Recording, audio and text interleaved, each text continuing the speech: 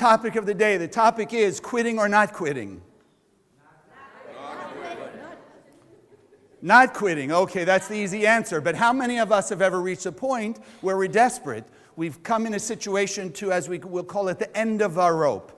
Ever happen? I don't know what to do. I don't know where to go. I don't know what the answer is. I don't know what the solution is. I'm at the end of my rope. So then often what will we do is say, okay, you know what? I'll quit this situation and I'll just move on. I'll find another way, another place, another job, another person, another relationship, another something. And so in essence, we decide we're going to quit and move on. We think it's moving forward, but it's really not, at least not Kabbalistically.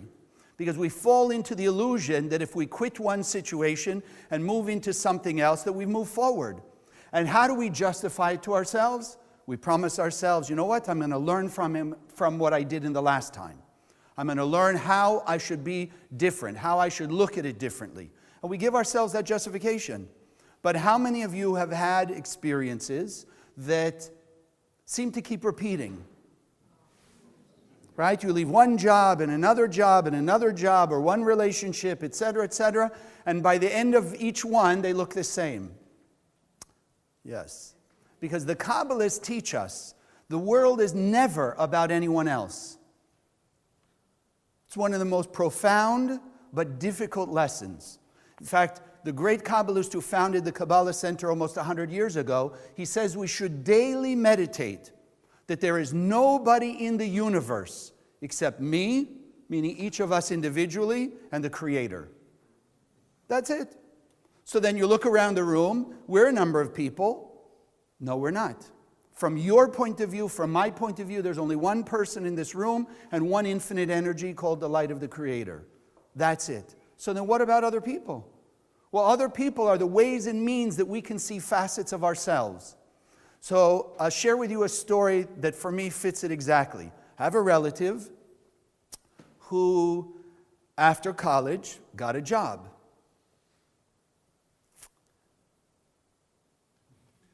After a few months of this job, he starts to complain. Everybody at work is an idiot. His boss is an idiot, the co-workers are an idiot, everybody doesn't know what they're doing. He's the only one who really sees the picture and knows what he's doing. So within the year, what does he do? He leaves that job and he moves on to another job. Right? First thing you hear about this job, oh, it's so much better. 4 months, 6 months, guess what? Same thing. Everybody at that job is an idiot. They don't know what they're doing. The boss doesn't know what he's doing. I won't repeat some of the things he said about them, but you get the idea. And I'm telling you without exaggeration, although you may not believe it, this happened at least once a year for 12 years.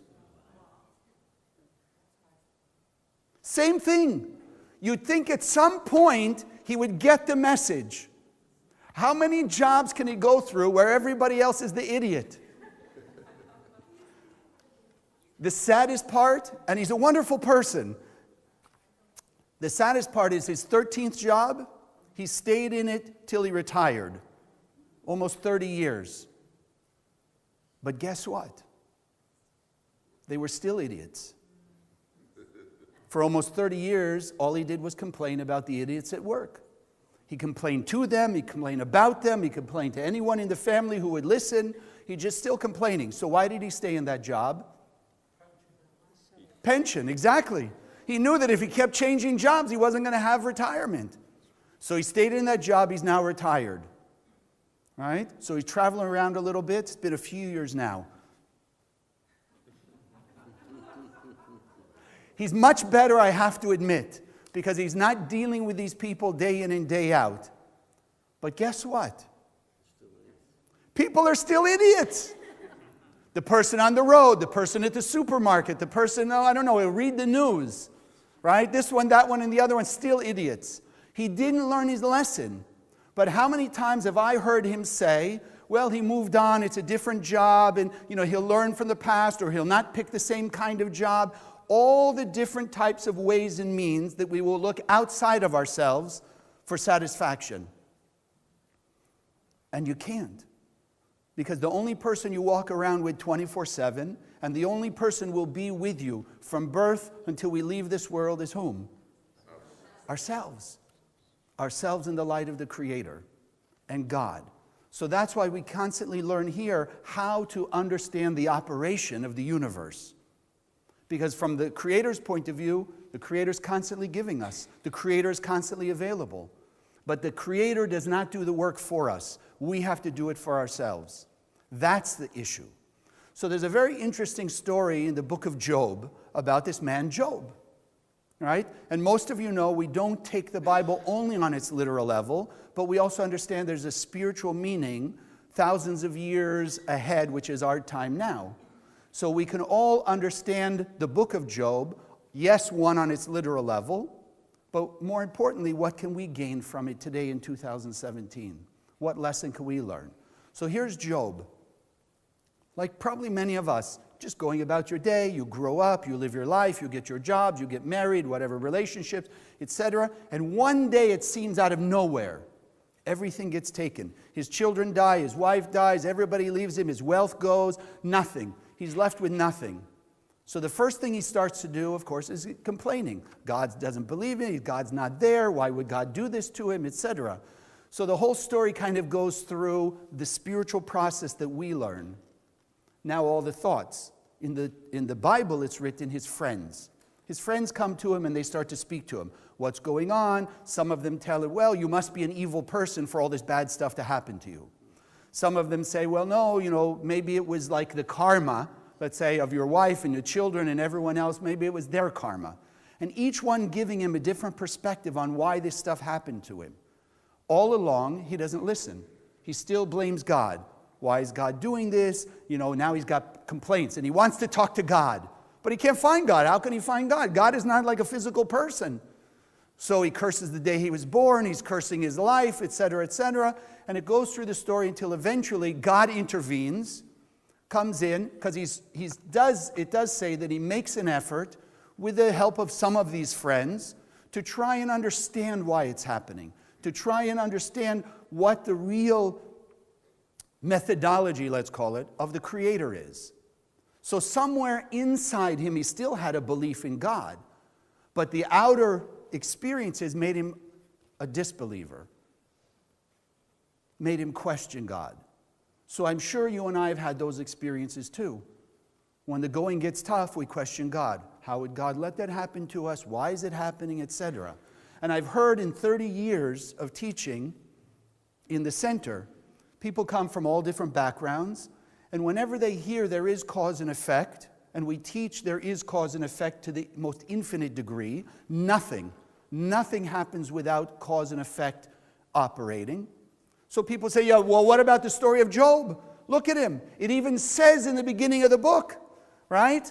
God says, this is how it's written, God looks at Satan, right? We call it the opponent. It says, look at Job, such a great guy. And Satan says, or Satan says, the opponent says, well, what if you tested him a little bit, right? Let's see then if he would really believe. So then all this stuff starts to happen. So people have taken that too literally. God is sitting up there somewhere, looking down, and you have this thing called the devil, Satan, right? Who's now, they're battling each other, they're arguing with each other. And then God decides, okay, let's test Job and see if he really has faith. So sometimes we do feel that way. Because if you grow up with stories like that, then that's how we perceive God and the universe. Then you have that spiritual awakening. And your spiritual awakening says, no, but God is all good. God is great. And now you have a big quandary. How do you understand God can be good, but God will test people? And of course, what we call the opponent that exists in our head will constantly point to the Bible. Well, look here, doesn't it say God tested Abraham, God tested this one, God did this, God did that. So we have justification for the negative thought, what we call in the center, the falsehoods and the lies of that opponent. Because God is only good and the light of the Creator is only illumination and the power to take away chaos. The difficulty is our free will because we don't see it, like Job. So every time someone brings up the book of Job to me and the story of Job, I have to explain to them. Job, you go back a little bit, and if you remember just the essence of the story of Egypt, right? The Israelites are in Egypt. Pharaoh wakes up one day and says, uh-oh, if there's too many of these Israelites, they're going to rebel against Pharaoh and they're going to take over the country. So what does he do? He starts to enslave them and kill off their children, etc., etc. The part that most people don't know, Pharaoh had 3 advisors. Guess who one of them was? Job. Job was one of the advisors to Pharaoh. Said, yes, persecute them. They might take over, so you better put them down now. Oh, so now you add that piece to the story. It's a little different story, isn't it? Now if you look at it as cause and effect, if Job advised Pharaoh to kill the babies so they wouldn't have this guy Moses eventually come out and take over and free them, etc., etc., and he advised about persecution, etc., is it any wonder why the universe, in effect, cause and effect, brought him back the trouble in his life? So now you look at the picture a little differently, and we understand the most important lesson for us: what goes around comes around. So we've got to start making sure that what goes out of us is love, kindness, and compassion, like we affirm every Sunday, because that will ensure, not in the ways and means we always want, not in our timing, but it will always ensure that the universe, in its own circuitry, will bring us back love, kindness, and compassion in some way or other. And that's the lesson we learn. Every challenge that comes our way, every challenge, and they're going to happen to us, the challenges are our opportunity to repair our mistakes of the past.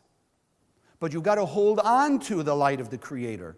Like the story of Job. Yes, he had tremendous difficulties, and I hope there's nobody in this room who's faced those kinds of challenges, or never will. But the challenges we do face can feel like that. It can feel overwhelming. It can feel like we're buried up to here with our problems and our difficulties. But like Job did in the end, he persevered. If you notice, that's the way it's written. He persevered first. No, there's got to be some goodness out there. God can't be just this bad. And then what happens in the story? After he decides, he's still trusting God, he still believes in the power of God, then it says, and then God speaks to him and basically explains to him the power of the Creator, the power of the universe, what you and I might even call the wisdom of Kabbalah, how to operate in the world for our benefit, to take control of our destiny and not just leave it to chance or leave it to other people or believe that it's random, but to take control, because if it is cause and effect, we can have absolute control. So then in order to do that, in order to have the perfection and the goodness that God wants us and gave us already, what do we do with our mistakes? Think. Okay, let's go back a little while. Forget last week, right? Because we could justify that. But can you remember a time, I don't know, a month ago, 2 months ago, 6 months ago, where you behaved in a way that today would make you feel ashamed? Something you said or did? Let your annoyance slip out a little bit, let a little angry word, a little short-temperedness, or even also guilt and shame. You start to remember something, oh, how could I have done such a foolish thing? So then, what do we have to do with those mistakes?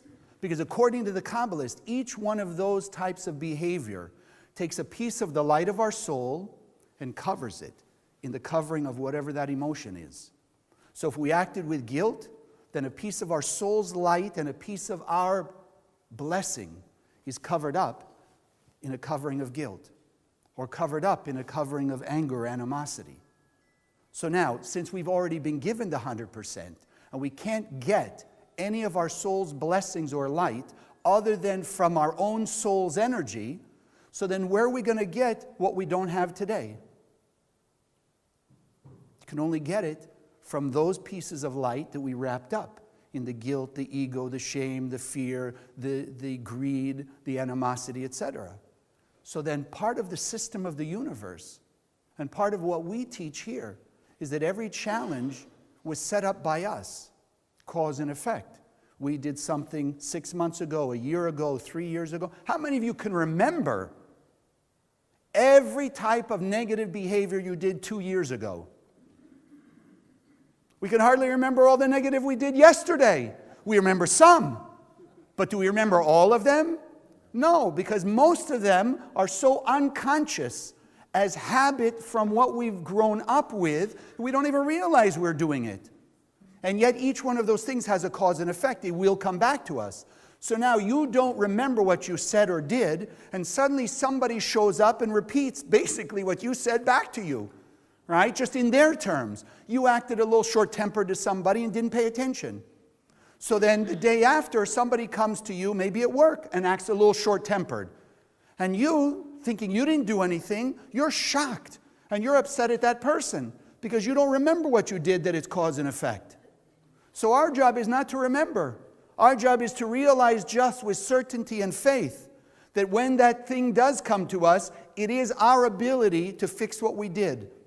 To take a piece of our soul's light of love and forgiveness and tolerance and compassion and now express that. Basically unwrap the gift that came to us, take off the covering of the anger or the animosity or the short-temperedness or whatever it is, and let be revealed the light of God and all the blessing that that comes with. So now you're saying, because I can hear the opponent, well, but what about that person? What about the things they said and they did? Shouldn't I be teaching them a lesson? So we now justify, even with spirituality, why we should give them you know what. No, it's not about them. Remember, Rav Ashlag, the founder of the center, said we should meditate every day that there's only the Creator and me in the universe. So then the person who delivers the message to me, from my point of view, is still, again, a piece of me. How many of you want only 60, 80, 90% of the good God gave you? How many of you would settle? I know today we might settle for that. But once you settle into the 90%, what are you still going to want? The other 10%, because God gave us 100%. So we'll never settle for anything less than 100%. So that's the issue. If you really want the 100%, then you're going to look at everything comes your way as an opportunity to reveal more light of your soul, to reveal more of that goodness, and to manifest more blessings in your life. No matter who's delivering it and what they're saying. It's up to us. It's in our hands. So from our point of view, they don't make a difference. They're just the delivery system.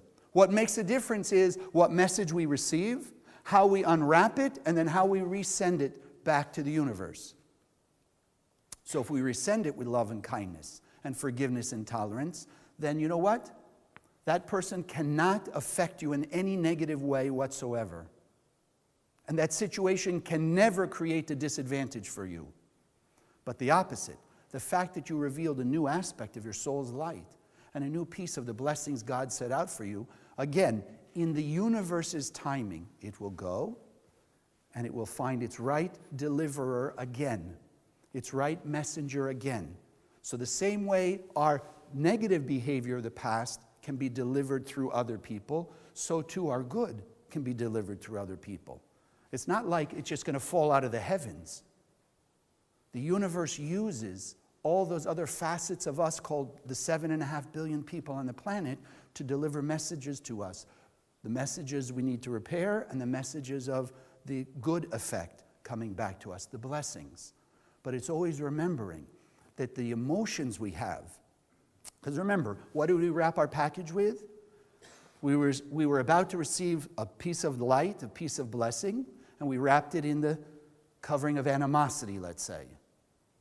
So then the first thing we're going to feel when it's delivered back, are we going to feel the light of tolerance and forgiveness, or we're going to feel the energy of animosity?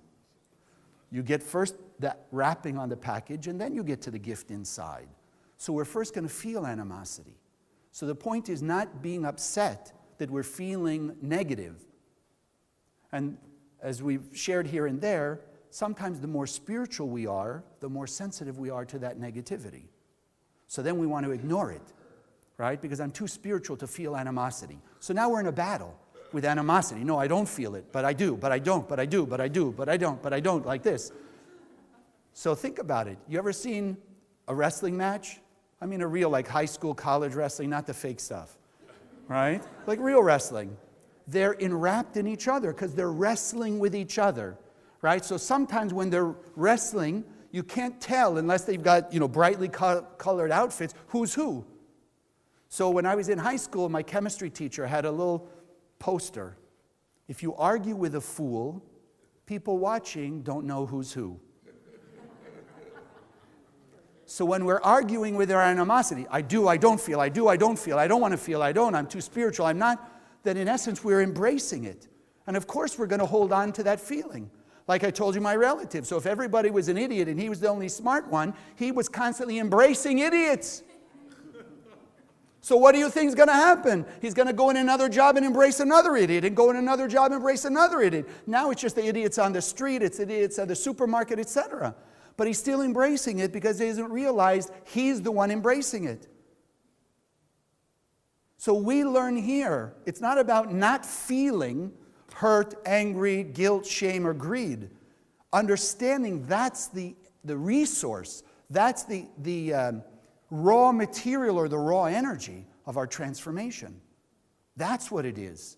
So when you feel the animosity and now you're realizing it comes from what you did in the past, take the energy of the animosity and transform it. How many of you drive a car? How many of you put crude oil in the car, the gas tank? Okay, yeah, on Facebook there is one crazy person who said, no, I'm just kidding. Right? Nobody puts crude oil in their gas tank. But the gasoline you put in your gas tank to drive your car, what does it come from? Crude oil. So what's the difference between crude oil and gasoline? The refining. So then what's the difference between animosity and compassion? Refining. So what we learn here, Kabbalah 1, the first course, which I truly to this day still believe the most powerful course we have. And that's why those of you who have taken it, you've heard me over and over. At least once a year, you take Kabbalah 1 again. Take it again and take it again. Because it's the understanding of the entire big picture and how to refine our negative feelings into light and actions of the light. But we have to be empowered. Because when we're facing those challenges, we need added strength. Because if we had the strength, we'd already be doing it. The ways and means, we're already good people. We're already able to act with kindness and compassion and love and generosity and forgiveness and tolerance. That's the part of our soul's light already revealed. That's the part in some way, shape, or form we've already taken out of the coverings of the animosity and the anger and the rest of it. So that's great. We already have blessings from that.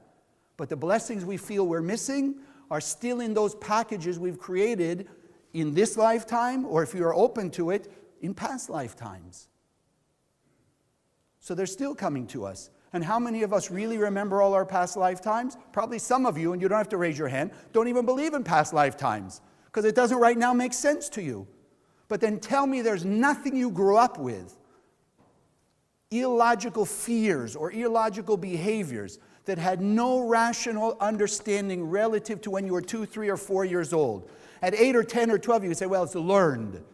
But a 2-year-old, how can they learn certain behaviors in 2 years, especially the way we grow up, not being able to speak or consciousness or whatever, has to come from a past life. So then what we're missing is in those packages. So it doesn't matter if I don't know what I was in a past life and a package shows up, I learn here in Kabbalah how to just transform it. I don't need to know all the details of where it came from. It came from something I did, this life or a past life. Does it seem fair and unjust? Like you read about Job. And that's the free will. Look at Job's story. It looks unfair. How could God have done that to Job? Well, if you dig deeper, which is what we learn in the center, then as we said, you'll find cause and effect. Cause and effect. But we're always going to go through those dark nights of the soul. We're going to go through those challenges. When I was in Toronto, my first year in the center, I came from 10 years of other spirituality. I was teaching other spirituality, and it was easy.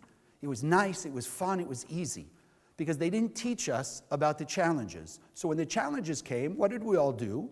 You kind of just slough them off, you blame other people, and you just move on. Terrible people, nasty things, and you move on. But like we said, it keeps following you. So I come to the Kabbalah, and I realize this is the ultimate, this is the pinnacle, right? In fact, this is the mountain.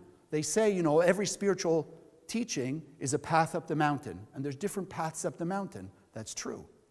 But Kabbalah, the Zohar, is the mountain itself. And that's why the Kabbalah Center is uniting every human being on earth. Doesn't matter what religion, what background, what spirituality, what culture, etc. It's the power of unity.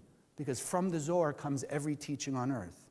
So when I came to the center, I thought, wow, great, Kabbalah. Of course, then we learn, like we're learning today, the challenges are for me to learn.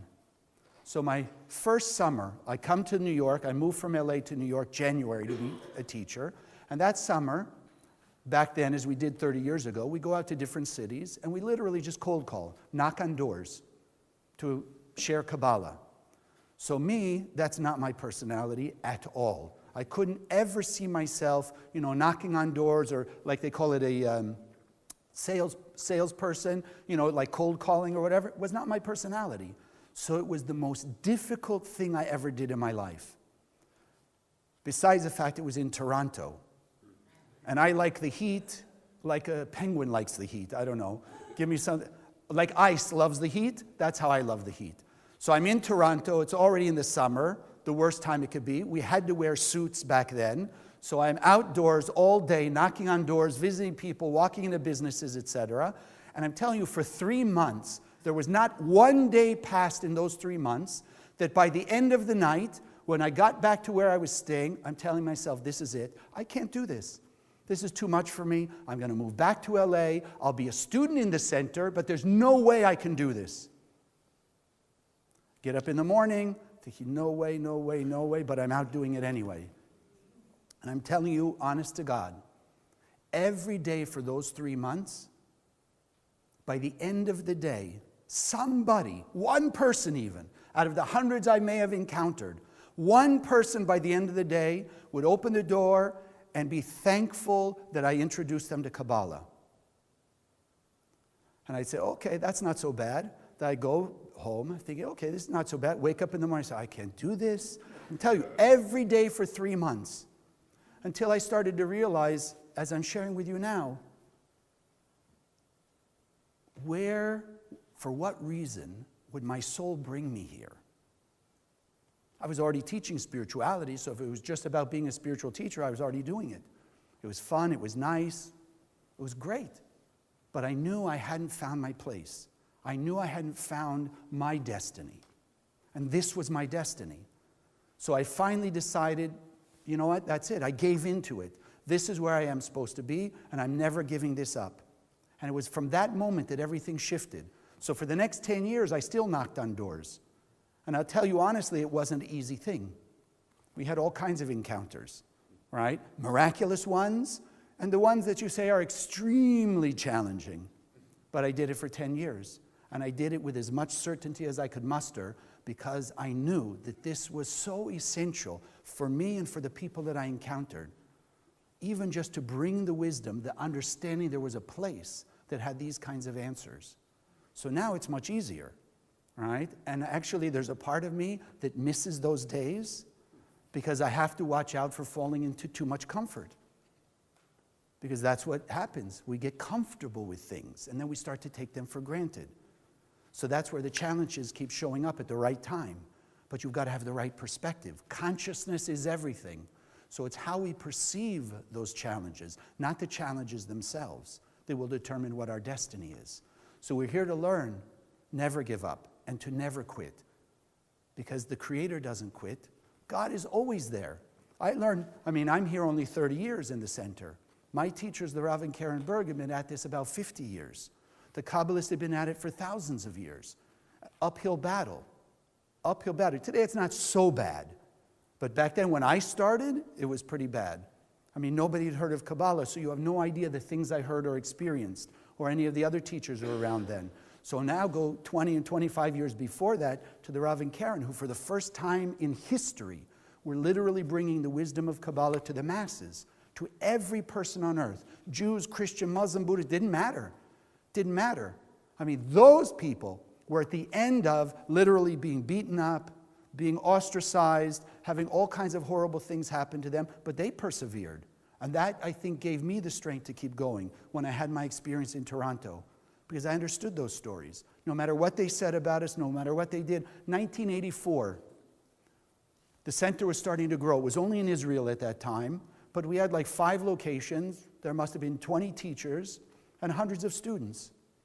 One day out of nowhere, obviously not out of nowhere, it is cause and effect, but apparently out of nowhere, the teachers who were there decided that they didn't like the way that the Rav and Karen were leading the center, and they basically picked up and stole the center right out from under them. They all left. They took as many students as possible, and the center would look like it went to zero. So I heard directly from the Rav and Karen, it was not an easy time. In fact, they questioned themselves. Maybe they had done something wrong. Maybe they missed something. And then the inspiration came. They said, no, this is the mission that the Rav got from his teacher, Rav Brandwein, who got it from Rav Ashla, who got it all the way back to the great Kabbalist, Rav Shimon Bar Yochai, who got it from Moses on Mount Sinai. So they knew this was their destiny. So they just picked up and they continued. And thank goodness for me, because it was 20 years till I came, and had they given up then, who knows where I would be? Who knows where we would all be? Because all of you are here and coming again and again because it's changing something in your life. Why would you be here if it didn't change your life? In some way, shape, or form. And that's what the mission of the center is. If it's changed your life, turn around, tell other people. Let other people at least have access to this wisdom and make their own decision. Give it to them to do. And that's all that we're being asked. The Creator has answers for everything. All we have to do is persevere. Never give up and never give up and never give up and never give up. Because you know what? You can't give up. How can you give up? Think about it. Even when you try and give up. I had a student a few years back. Was coming to the center, scanning the Zohar every day, participating in classes, everything. Right? And all of a sudden, they disappear. They're not coming anymore. So after about, I tried to reach them, no, voicemail, no answer. So one day after about a year, I'm driving and I get this inspiration. Give him a call. So I call. I think to his initial unfortune, he answered the phone. Hello? I said, oh, hi, Joe. It's Chaim. And you could hear like, uh-oh. Hi, Chaim, how are you? You could, like it wasn't a call he wanted to get. How are you doing? How's things going? This and this and this. Because I knew when they came to the center, they started with business problems, right? They had tried 3 or 4 different things. They had different types of problems, right? They'd seen miracles in health. They'd seen miracles in relationship. They'd seen miracles with their children. They didn't see quite the miracles in the business yet. So they disappear. So I'm talking to them, how's it going? Oh, business is still all tough. I said, really, are you scanning your Zohar? Then he says like this, I have to be honest with you. We were scanning every day, but when the business didn't happen, said, we stopped scanning. I said, great. I said, well, but let me ask you a question. You had tried different businesses before you came to the center. You were trying businesses while you were in the center. I said, remember the miracle with your daughter and this and this and this and this? Yes. I said, but let me ask you, after all these tries in business, how come you just didn't say you give up on business? Just go sit at the beach and just, live off whatever people will give you, et cetera, et cetera. Why are you still pursuing business? Business failed for so long. Before the center, while you're in the center, now it's still, why are you not giving up? Even though it was over the phone, I could look at him, I could see him looking at me like I was crazy. What do you mean? How am I going to pay my bills? How am I going to live? How am I going to do? I said, well, why did you give up on God then? You saw the miracles with your daughter. You saw these different things. Because you were scanning the Zohar, you were waking the light, etc. Just because it didn't work for business, you didn't give up on business.